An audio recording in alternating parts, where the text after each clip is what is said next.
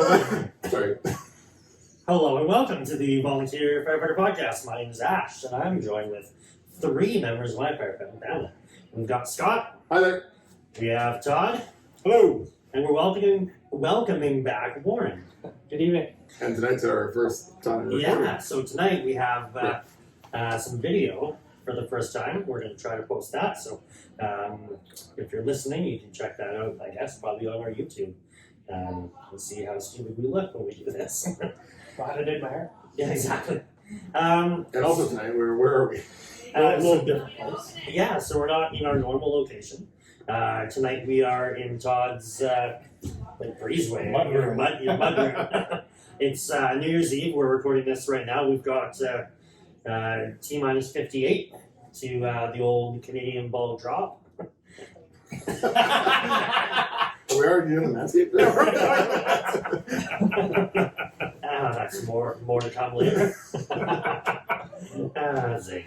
All right, so what we're actually going to do is some of our reader questions. Yeah. And this should go over really well because we spent 2 hours doing this last week, and then the recording shit the bed. So let's try again. It lasted for 2 hours, and we actually had to kind of rush through it, and there was more that came since then. So we're going to break it down and probably do 2 or 3 parts of this. So we'll kind of kick it off with some questions from Facebook. So what do we got, guys? All right, so first question, Kobe Cullen. Our department has one intersection that has been problematic for years. This year we've had almost a record number with one ending in a fatal. Any ideas to help manage this, to limit it in the future, get the government to help, or make a different plan for that area? So Yeah. we have that intersection north of us. Mhm. That I think what we came across like 3 or 4 accidents in one. Well, we didn't because it's not in our area, but you came across one once in a personal vehicle. Yeah, I've come across a couple same day. The guys I work with came across it like 2 or 3 times in one day. So they've kind of, I think it got blasted on social media a lot. Everyone made kind of a stink about it. Being a few fatals over the years. Yeah. But I think people just kind of brought it up so much. Yeah, spoke to like their local MLA, their Yeah. local governing bodies, and then again, like Scott said, took it to media and social media, and if you blast it enough, people listen. Now it's not necessarily something that the local department did. I'm sure they had their opinion that weighed in on it, but just getting the public out there, getting their voices heard. If it is an area, and sadly, like everything in our service and mostly within the world, we're all reactionary, so it takes a couple fatals for things to start to change. And if that's happening in your area, get the media on your side, get the townspeople to get vocal.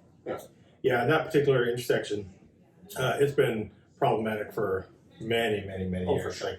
Like 10 plus at least. Mm-hmm. And then finally they ended up fixing it. And I think, like you said, it's definitely the pressure the past couple of years from the media and just the local MLAs and whatnot from everybody else. Even the added population. Sure. Usage Yeah, that definitely isn't making it way easier. more. Yeah, so what they ended up actually making some dedicated merge lanes and whatnot, and dividing the highway and the current footprint that they have there. And just it helped a lot more because we're getting a lot of T-bone accidents, people rushing out to try and cut into that lane, and that's where the accidents were happening. Right. Mm-hmm. Now, Todd, you were saying before we started recording, there was the place in the lake here that you dealt with. Yeah. It's not an intersection, obviously, but it's something that was similar. Like there's a bunch of fatal drownings. Yeah, so not highway related, but in our response area, we have this. It's called Haynes Point. So it's a jetty of sand, like a giant sandbar essentially that comes out in the lake, and it actually kind of connected both shores. So they actually had to dredge a part of the sand bar to get boats to go across, because we still have boats coming across, flying across and hammer the sandbar and flip and roll. So they dredged a certain area so the boats could go through. But what that's created now is it's created a really big undertow on the south-facing side of it. Right. So very popular area, it's a big campsite there. And with that undertow, the second we get a little bit of wind, it starts wreaking havoc. We get a lot of people that actually end up drowning there. Usually either children or else a family member, an adult, goes out to try and save the person, and then they end up getting sucked under in the undertow. So what I actually did in my past job here, I canvassed the local governing body for that, which was OIB, one of the local Indian bands that took over the land, and chatted with them, saying, look, like, this is what we should start doing for some public education and some signage and some information sessions. And they jumped all over it. They loved it. Now we have signage and information out there, and we actually haven't had one since that's occurred. So hopefully that's helping. Hard to say. But before there was no public education, everybody just went out there because it was a beautiful sandy spot to swim. Sure. So Yeah, I a think little bit of awareness goes a long ways. I think the sand and everything made people have a full sense of security because they're like, just some sand and It's you're in the lake. yeah. That was dangerous. And the This north is side of ocean. that kind of sand point is very shallow, so very friendly for children. Not a severe current to look at. No. Right? It looked like No. standing water. Yeah, exactly. Yeah, and it's like right in the middle of what is essentially almost 3 lakes, but it's one large body of water. Very, very calm area. Yeah. It just takes that special current that runs through there, takes that special wind, Yeah. and then just gets that effect. So yeah, awesome job getting that signage out there. It takes someone local to kind of get this ball rolling. So awesome question. Yeah. Mhm. Next one. So moving on to Tyler Paul. When fighting fires in the forest or woods, have you ever come across fleeing animals or Bigfoot? No Bigfoot, but we got the Sam Swamps there once. You know, I haven't come across a Bigfoot for sure. We did see at the Incomeat fire, we've seen some bears. You came across When we were not in Cape at the other fire, when we went on deployment deployment. up to White Rock Lake. White Rock fire up in Kelowna, or not Kelowna, Vernon. There was bears that actually had they were walking through the hot ash, and they were actually ended up walking on their I guess it would be their wrists. I don't know if that's a bear thing, but their wrists because their paws are burnt, so they were walking all funny. Because we saw a couple walk by, and we're like, why are those bears walking so weird? And we talked to one of the other guys. He said, no, we've come across them before because they burnt their pads off their paws from walking on the hot ash. Right. But now they're walking on their wrists, and then they'll probably not make it. Right. Because they're basically what their tools for catching things are gone. Sure. So they probably were going to starve. And then the same thing at the Inkcake fire. I remember when the fire was coming over the mountain on top of us. We saw a coyote running down on us at one point, and then the grasshoppers was crazy. So not the furry animals, but like this locust horde came in. Like I remember Carl was in the back of the the duty truck because I was driving slow, and he had the quick spray going. Yeah. Just to, it's just a little high volume or high pressure pump that just for fighting grass fires. And next thing I hear Carl like, oh, Mike! He's yelling away, and he's getting just all these grasshoppers hitting him in the face, and I just roll up my window. Are you back there, Carl? It was this horde, like it was hitting the windshield wipers. I'm trying to get them off. It's crazy because they were just fleeing the heat. Yeah, living here, growing up here, I've never seen them until a couple of years ago. We were on a very small brush fire, and we came across a couple scorpions.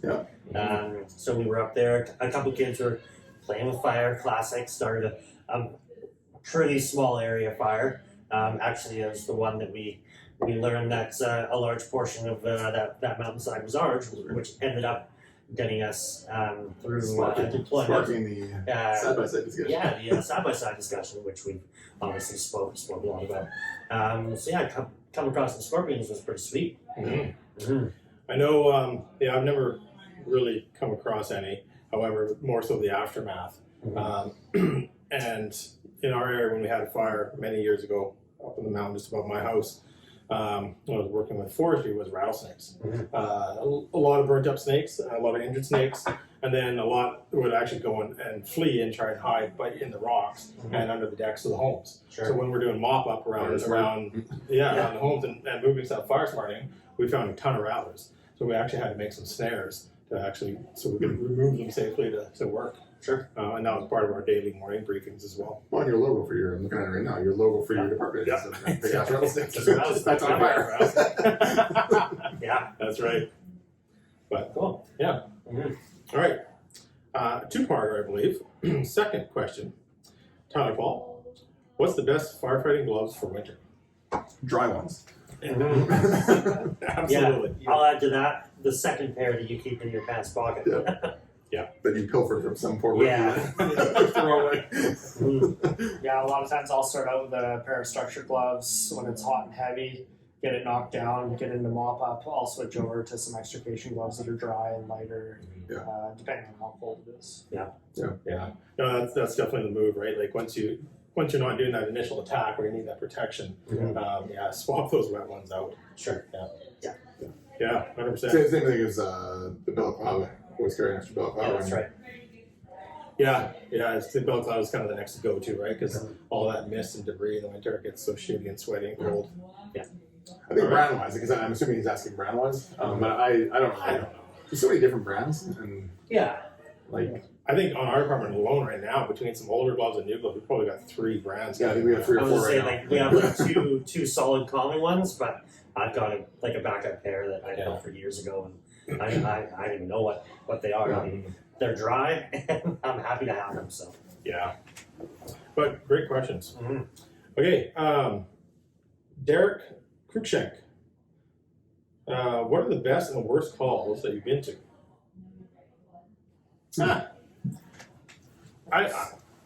I mean, worst calls, I'm not going to get into like the details, I think, of our worst call scenarios. I'd say a worst call would be something that, where you think that, you've got the fire beat and you don't. Something sneaks up. I seem to remember one. yeah, Because we take a lot of pride in Getting out. quick knockdown and doing the least possible damage to save that structure. that's right. Yeah. Like there's one that sticks in my mind. Yeah, the rekindle really sucks. But- Basically what it is. The rekindle sucks, and like being, I guess, big enough to say, hey, like, we've made these errors or whatever. I mean, when your crew works really hard, you're making that push, and you've got it knocked, and you go into overhaul, and you're checking with thermal. It's cold. It's winter time, like it's snowing out basically. You got nothing showing on the thermal camera. You've tore walls apart. You've tore ceiling apart. Like there's nothing that you can see. You go as far as putting somebody on fire watch. There was a private company that was put on fire watch, and then for whatever reason getting called back to a self-venting fire out of the roof. Yeah, that Later was, that. I mean, those are the hard ones that are, those ones are pretty tough to swallow. Yeah. Mhm. I think was it? So it was part. It was not the cool call. Was it, The best or the worst calls. Yeah. I think the best, like the most exciting calls, Yeah. are always the big wildfire calls. The structure fire calls are cool. It gets everybody like, but ultimately, like we always say, the structure fire, it's in a box. Yeah. And unless it's like super rocking and it's going somewhere, it's kind of actually after once you get it kind of surrounded and knocked a bit, it's kind of almost boring. Like if there's no That material. midpoint structure fire, so not fully involved. Yeah, like when we push in. not just a compartment fire, but that midpoint to where it's just about to really evolve. Yeah. And you get in, you knock it down, you do some work, and get it knocked back. Yeah, those are good. Like our worst fire could have been our best fire. Yeah. Yeah, like that one. Yeah, Like the one I that was talking one. about was an awesome fire because we hit it from the exterior and then we pushed it from the other side and we knocked it quick and then but I would like the big wildfires are always like because they're just so big and they're like So moving, dynamic. and I always go back to the A lot of moving parts. the Inkity one was awesome just because we had just kind of not really learned we just really started practicing that bump and run and watching it really come together, everyone moving and bumping up and moving along. That was pretty cool. And then actually the fire the same year, just about a month prior to that, where actually Forestry complimented us on it a year later when they brought it up in a meeting we were having, how we had an awesome system where we we had tanks set up, and then our trucks were moving or were bumping and running. That was cool. Yeah. I just like those because there's so many moving parts and there's so much stuff happening, and there was like air support coming in, and Mhm. You really feel like you agencies. get to use your whole dynamic and command. Yeah, for Versus sure. being stuck in one spot. So you've got this section, you've got this section, everybody reports to this. You can truly use your full dynamic and command Mhm. on that being instead of stuck in one spot. Yeah, I feel it really lends to the decentralized command that we work with.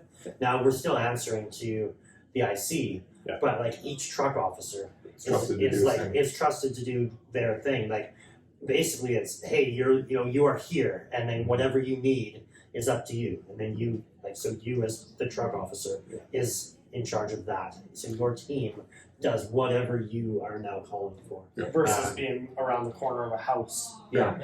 Yeah, I've got this corner of the house, but if I really need something, I can just Walk around over the other here. corner. Yeah. Yeah, and that's where the forest calls are way more dynamic, but still very decentralized, like you said, Yeah. because you're kilometers to miles apart, Yeah. and you've got certain divisions kind of dealing with certain tasks. So that's where it gets it's pretty fun, like you said. And we always joke the smaller the fire, the more command The more heavy command, we get, and yeah. the more we kind of get annoyed with each other because we're all like kind of standing there. Hey, you put the water over there. No, you put the water over there.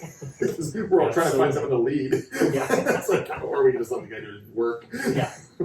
Yeah, I think kind of to echo Scott there. Like I always go back to the Christie Mountain Fire in Oakland Falls.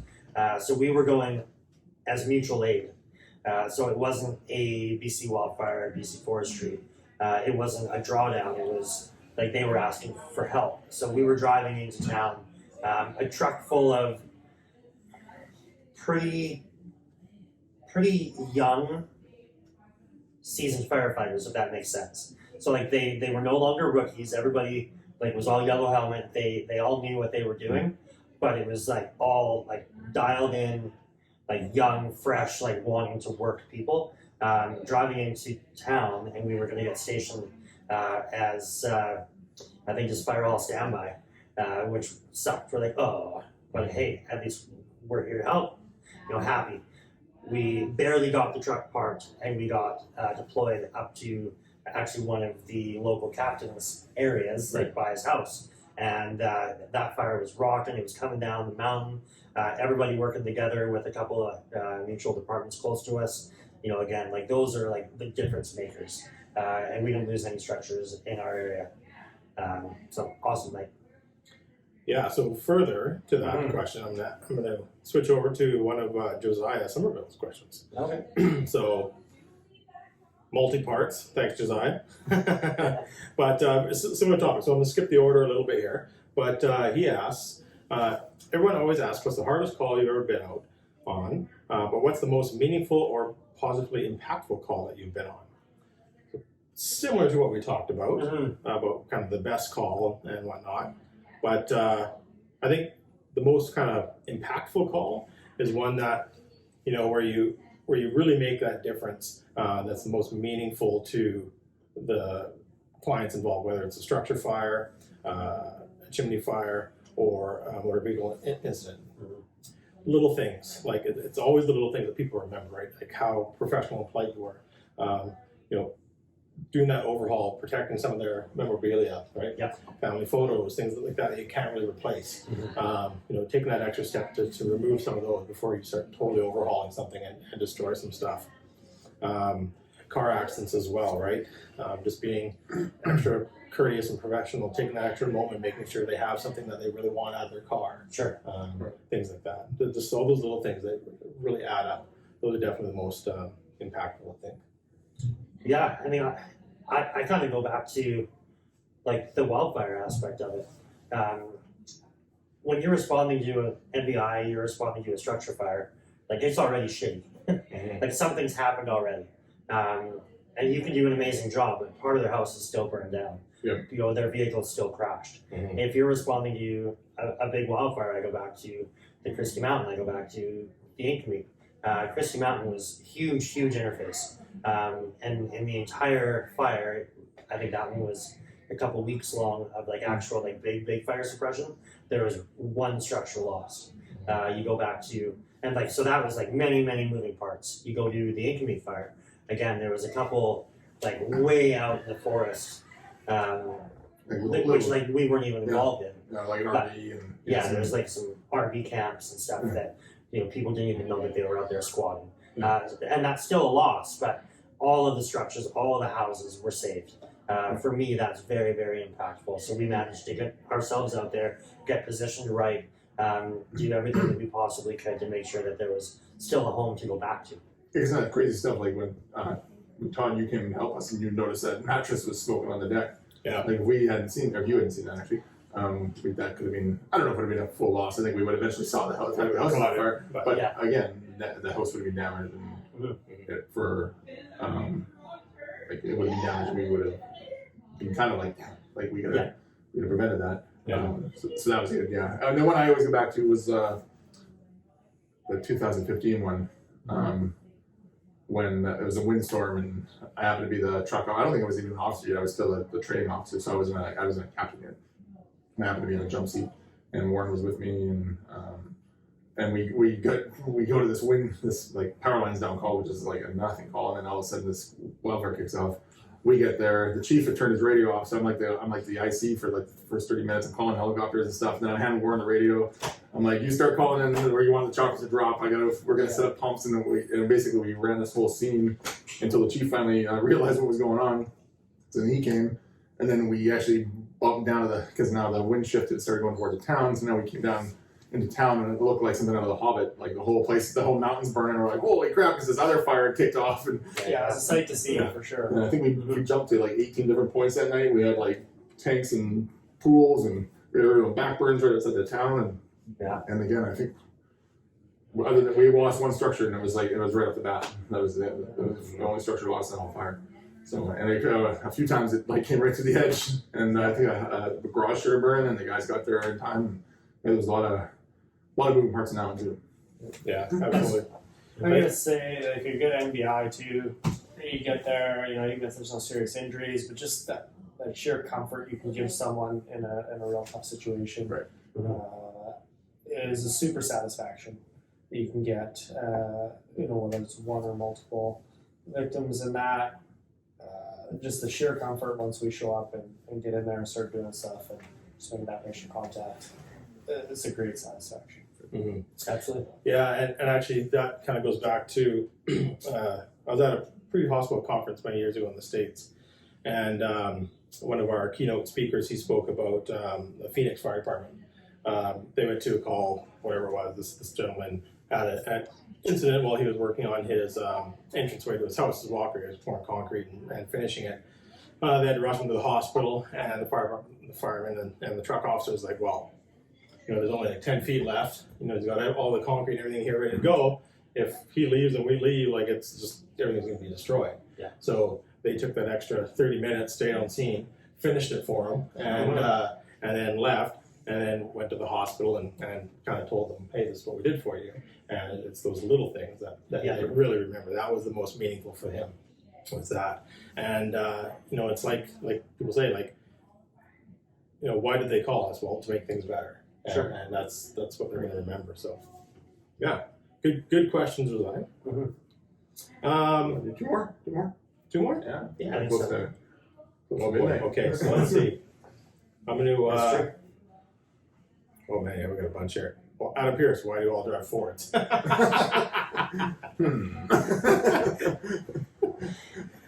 We'll skip that. I was just asking him that. No, I had a pretty good witty response, but even having Warren here, we have an additional forward, so it's not like we muddy the waters here. What was your response? I was just gonna say like all of our transmissions are still working. I haven't had to put ball joints in yet. Tie rods are still in pretty good shape. This podcast brought to you by Ford. Brought to you by not Dodge Automatics. Wow. Just scrolling through the questions, we've got a lot of really good questions that we'll do on part two, because those ones are definitely going to go longer. But one I want to touch base on is Marshall Bass. It says, you've all been educating us and the audience for the past 4 years. but in turn, you've also grown in your knowledge and skills and awareness. What would you say has been the biggest or best change that you've been able to make over this time, both within your departments and within yourselves? Marshall coming in. I know, right? Yeah. Coming in deep. For me, Deep down under. for me, just and I've been on here a whole pile, but just being able to get that experience and being able to slow things down, get on scene, really slow down the scene, take in everything that's going on, put the pieces of the puzzle together, put a plan together. That's a keynote for me for sure. Yeah, I think similar to what Warren was saying, in the, not just as a podcast, but over the last few years, there's been a lot of, kind of hand in hand with what we've been doing podcasts. But I've been reading a lot of the Jocko stuff, and always following his podcast. So similar idea, like using a lot of that leadership stuff that he Sure thing. kind of preaches. I'm not always on it, but I try, and afterwards, like, damn it, I should have did this, I should have did that. But yeah, that leadership point and doing the leadership stuff over the course of several years, it takes a long time to get good. You can't just get good in 2 years. Yeah, 100%. 1 year, 2 years, like you need to keep doing it. Yeah. So that and I think the training's a big. The scenarios really is what I've seen. That's what really ties everything together now. Years previous, we do a scenario maybe once or twice a year, and now we do them almost every month. And I find it ties like everything together with the guys a little bit more. And it has to be those realistic scenarios. Like we try to make it as realistic as possible. I find with the scenarios too, you make it as realistic as possible. It really finds those keynotes that you might just need to fine tune. Yeah. The little basic stuff that let's focus on this real quick, fine tune this, get it dialed in, but really putting the whole thing together works well. Yeah. Good. Yeah, I think for me, starting off on the podcast as just a firefighter, I think other than Todd, I think we were all pre-captain stage when we started this. Scott was training officer, so you had a bit of a look into the leadership as the training officer. But even at the start of the podcast, I don't even know if we were just getting on like the training side, like where we were building the training team. More than we had. Yeah, more than it had been in the past. So getting involved in that, everything focuses around training. So that really opened my eyes. Accelerated kind of the way that you think and process about things. And then going back to what Warren said, just being able to slow it down, not rushing into things, trying your damnedest to be calm on the radio, trying not to give too much excitement when you're giving scene size up. I remember people in the past would be like screaming into the radio, and it'd be like you would be so far jacked before you even got on scene because their excitement level was so elevated. So being able to kind of control what you put over the radio is huge. And then again, staying humble. Being able to keep open ears, listening to everybody, and finding a way to navigate. In our case, 37 people. We have 37 for the most part A-type, members, and not all of them see eye to eye with everything, and that's going to happen with 37 A-type people. And trying to find that balance, the best that we can. I don't think I do an amazing job, but I think we do a pretty good job. So, yeah. Awesome. I think, like you said, within the departments, making training exciting, fun, making it people want to be engaged. Definitely that's the big one. As far as for ourselves, for myself, I think, just like you said, Ash, just being humble, always have the willingness to continue to learn. Don't ever think you know it all, because there's always something to learn. Like every day in my job, there's always takeaways. I learn from brand new people, I learn from seasoned people. And then the other big one over the years is just learning resilience in yourself on how to take a step back when you need to, take a break, learn some resilience for all of our stress indicators through the shit that we deal with right at work. Awesome. Cool. That's probably been the biggest change for myself for the past kind of 5 years plus years, is learning that, because that's super important. Yeah, I'm gonna leave it at that. There's a couple other really good questions that kind of tie into this one, which we'll talk about the next time. Yeah, we can follow up with for sure. Yeah. Yeah, awesome. Leave it for now. Yeah, I think so. I think we'll wrap there, guys. Let's dive into some of our shout outs. We actually have some pretty cool news, which we've shared on social media, but we do have some new supporters and sponsors that have come onto the podcast here. I think, out of respect, we're going to lead off with Modus. Those guys have been with us since day one, basically. So Modus, Scott?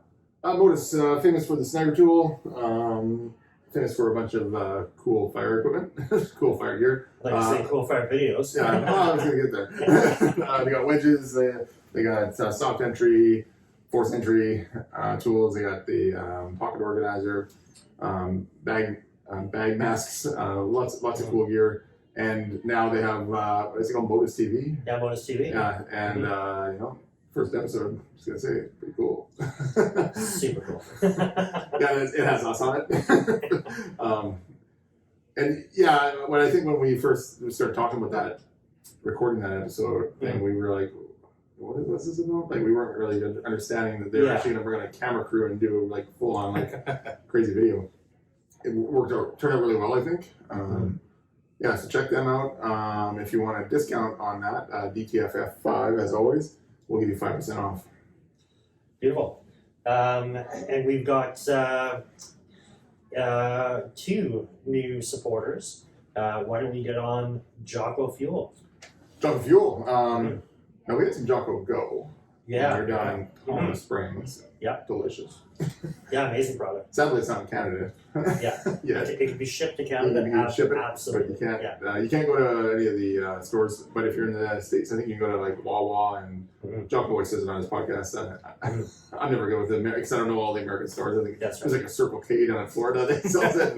Yeah. Yeah. Find out exactly where if you go on Jocko Go, no, Jocko Go, Jocko Fuel. Jocko Fuel. On their website, you can find out where all their supplements and all their that stuff is. Yeah. And it's DTFF. No. GTFF podcast. Yes. Mhm. We'll get you 10%. I believe it's 10. Yeah. And then we've got Manscaped has come on board. We've all had a chance to try out. Some more than others, Well, I I think. know, yeah. Why are y'all looking at me? I know where I'm at. Well, I've been using it for a couple of years. Yeah, so right. Warren, a smooth bore over combination, a smooth bore for the win, right? Smooth bore nozzle. How the wife likes it. Yeah, for sure. And you know what? So January is Firefighter Cancer Awareness Month. Yes. And that's a super big tie-in for the Manscaped brand. One of the major points of absorption is obviously the male groin area. Keeping yourself clean. So that comes down to your own hygiene and keeping it tidy down under, if you will. AIDS and that. So awesome company to partner with. We've tried the Lawnmower 4.0. Is that it? 4.0, yeah. Yeah. Their weed whacker, the nose trimmer, and ears. Yeah. What else do we have in there? The ball toner. Oh, you have the Ball ball toner, yeah, and the crop preserver, Mhm. yeah. Their underwear. Yeah. Yes. Which I think I'm wearing right now.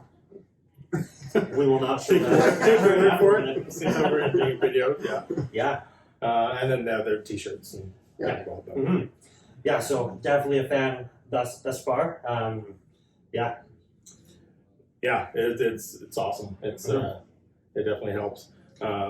And you know what? It is a lot safer than other times with other apparatuses. Absolutely. Using it. So it's a very, very nice instrument to use. Absolutely. It's nice. So you can take it all the way down for the smooth bore.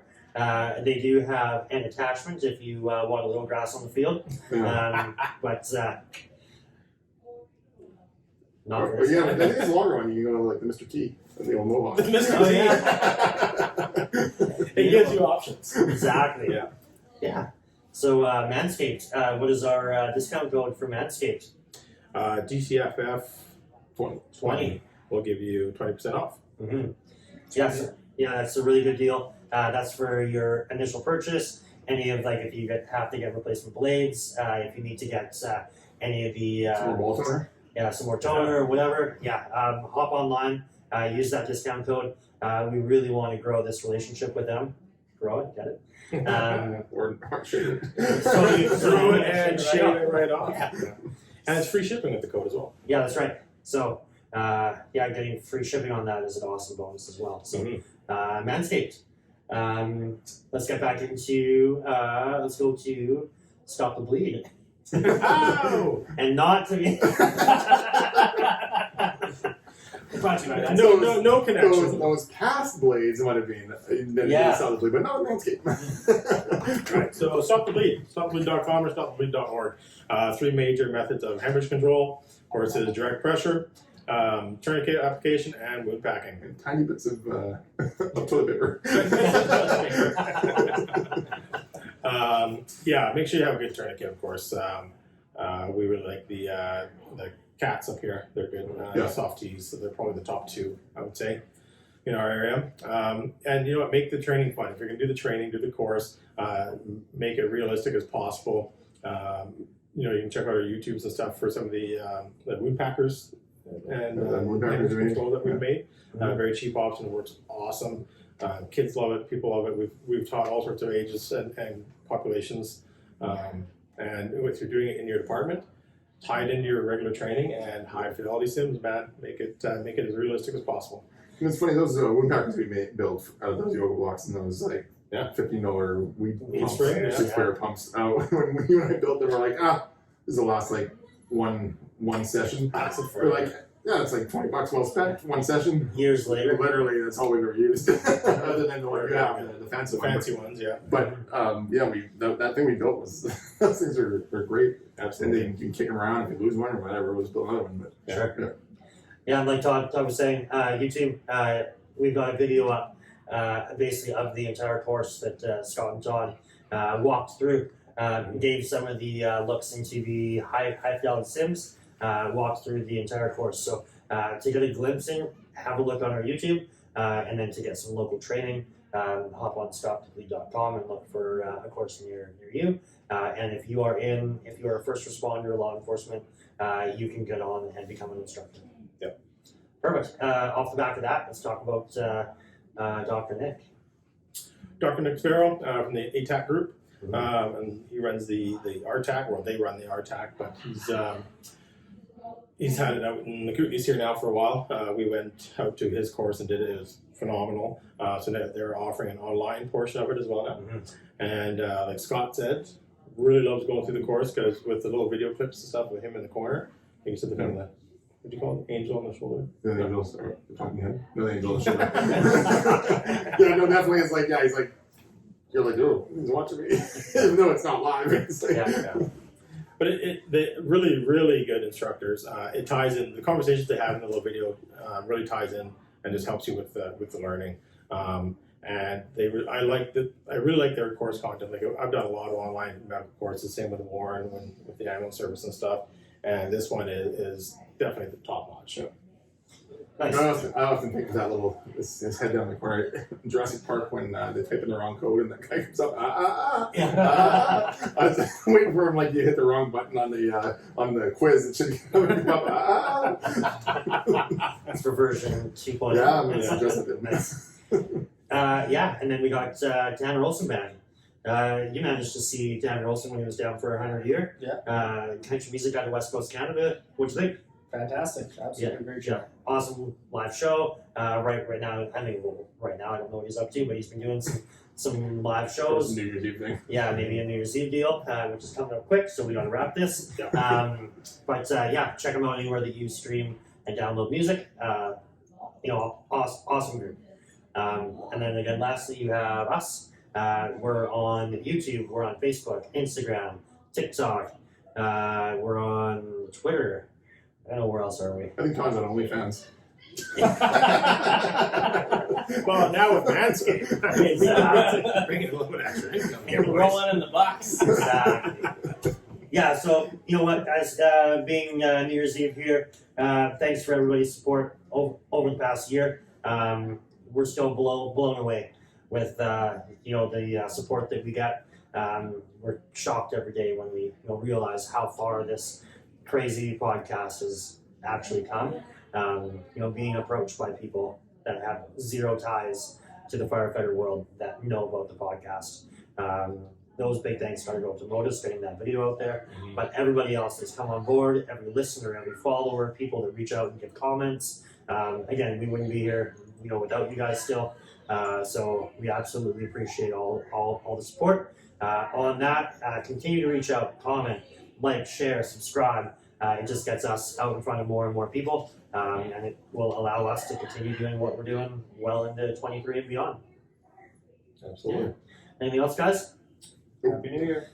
Perfect. Warren, Happy New Year. Scott, Todd, Happy New Year. thanks everybody. As always, stay safe, stay DTFF.